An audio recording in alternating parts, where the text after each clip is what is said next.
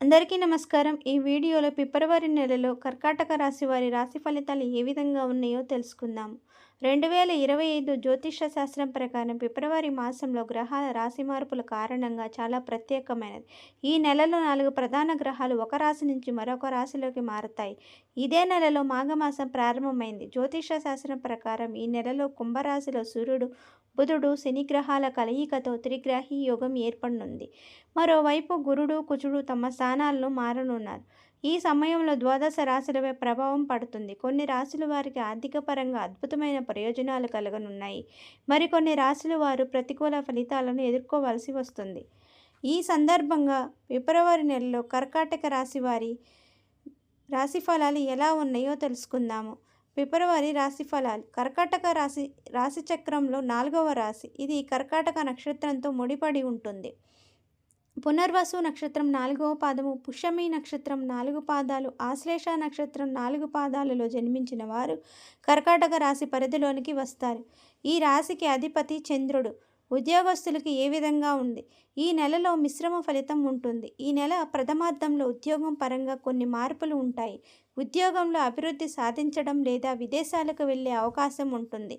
అలాగే మీకు మంచి పేరు వస్తుంది. అయితే ఈ సమయంలో మీరు మాట విషయంలో జాగ్రత్తగా ఉండాల్సి ఉంటుంది. తొందరపడి మాట ఇవ్వడం లేదా మాట జారడం కారణంగా మీరు ఇబ్బంది పడే అవకాశం ఉంటుంది.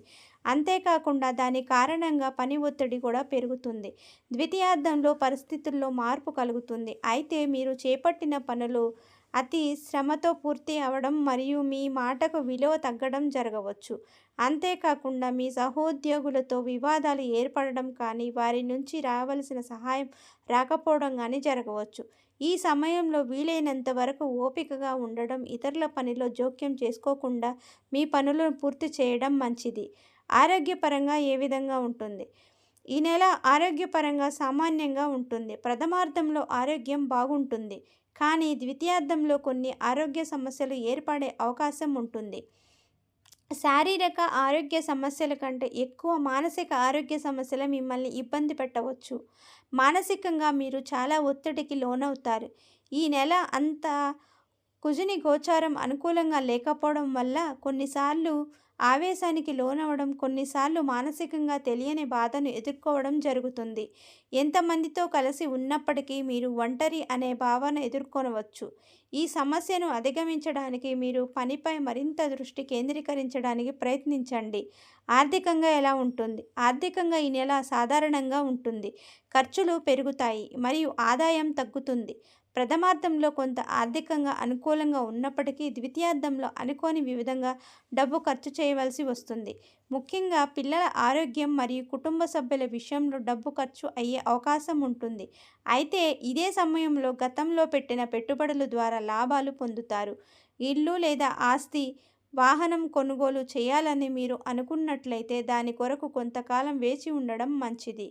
కుటుంబ సభ్యుల విషయంలో ఎలా ఉంటుంది? ఈ నెల కుటుంబ సభ్యుల జీవితం కాస్త సామాన్యంగా ఉంటుంది. ప్రథమార్థంలో కొంత అనుకూలంగా ఉంటుంది. ముఖ్యంగా మీ జీవిత భాగస్వామి ద్వారా లాభాలు పొందుతారు. ఇల్లు లేదా ఆస్తి లేదా వాహనం కొనుగోలు చేయాలని మీరు అనుకున్నట్లయితే దాని కొరకు కొంతకాలం వేచి ఉండడం మంచిది. ఈ నెల కుటుంబ జీవితం కాస్త సామాన్యంగా ఉంటుంది. ప్రథమార్థంలో కొంత అనుకూలంగా ఉంటుంది. ముఖ్యంగా మీ జీవిత భాగస్వామి మీరు కుటుంబ సభ్యులతో అవసరమైన విషయాలలో వాదించడం జరగవచ్చు. ఈ సమయంలో వీలైనంత వరకు ప్రశాంతంగా ఉండడం, అలాగే అనవసరమైన చర్చలకు దూరంగా ఉండడం మంచిది. అంతేకాకుండా కుటుంబ విషయంలో ఈ సమయంలో ఎలాంటి ప్రధాన నిర్ణయాలు తీసుకోకపోవడమే మంచిది. వ్యాపారం. వ్యాపారస్తులకి ఏ విధంగా ఉంటుంది? వ్యాపారస్తులకు ఈ నెల సాధారణంగా వ్యాపారం జరుగుతుంది. కొంత అనుకూలంగా ఉన్నప్పటికీ ద్వితీయార్థంలో వ్యాపారంలో అభివృద్ధి తగ్గుతుంది. ప్రథమార్థంలో మీ భాగస్వాములతో కలిసి వ్యాపారం అభివృద్ధి ఎక్కువగా శ్రమిస్తారు. అంతేకాకుండా ఈ సమయంలో వ్యాపారం అభివృద్ధి కొరకు డబ్బు ఎక్కువగా ఖర్చు చేసే అవకాశం ఉంటుంది.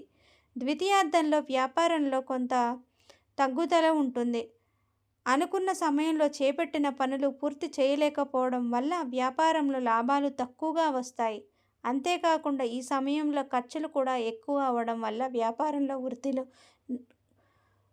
కొంత నష్టం ఏర్పడుతుంది. ఈ సమయంలో వీలైనంత వరకు ఖర్చులను తగ్గించుకోవడం మంచిది.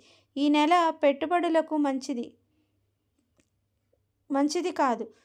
విద్యార్థులకు ఏ విధంగా ఉంటుంది? విద్యార్థులకు ఈ నెల మిశ్రమ ఫలితాలు ఉంటాయి. ప్రథమార్థంలో చదువుపై ఆసక్తి పెరుగుతుంది. అయితే ఈ సమయంలో వీరు తమ కంటే ఎక్కువగా ఇతరుల గురించి కష్టపడడం వల్ల తమ చదువు పూర్తిగా సాగకపోవడం జరగవచ్చు. కాబట్టి ఈ సమయంలో వీలైనంత వరకు ఇతరుల విషయాల గురించి పట్టించుకోకుండా తమ చదువు విషయంలో శ్రద్ధ పెట్టడం మంచిది. ద్వితీయార్థంలో చదువు పరంగా కొన్ని ఆటంకాలు ఏర్పడే అవకాశం ఉంటుంది. ముఖ్యంగా విదేశాల్లో లేదా దూర ప్రాంతాల్లో ఉన్న మరొక ప్రే మరొక ప్రయత్నిస్తున్న వారు తాము అప్లై చేసేటప్పుడు ముఖ్యంగా పేపర్ల విషయంలో జాగ్రత్తగా ఉండడం మంచిది. వాటిలో తప్పులు దొర్లడం లేదా సరైన వివరాలు లేకపోవడం వల్ల అడ్మిషన్లో ఆటంకాలు ఏర్పడే అవకాశం ఉంటుంది.